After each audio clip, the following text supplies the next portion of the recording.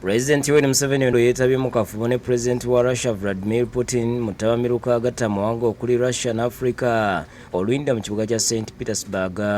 Mu nsisinkano eno President Museveni yatanyiza ku nkolagana ne Russia mu by'okusima amafuta, amasannyalaze aga nuclear, ebigimusa, battery z'amasannyalaze n'obwengulanga bino bijja kusobozesa Uganda okubeera ne satellite yaayo. We have also agreed with the Russian groups on building a nuclear power station for generating electricity. We've got some little oil which we want to export as crude but also refine for the East African market.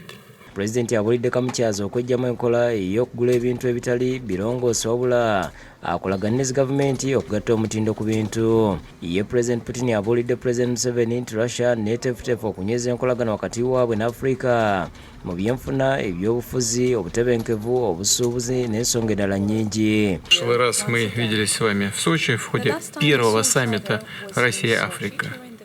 И я признателен вам за то, что вы прибыли сегодня в Петербург во главе делегации Уганды.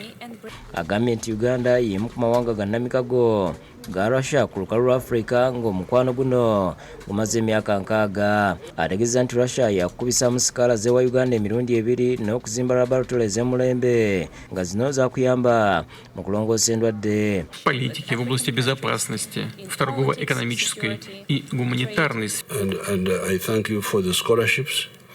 Even in the past, we have had many of our students studying here.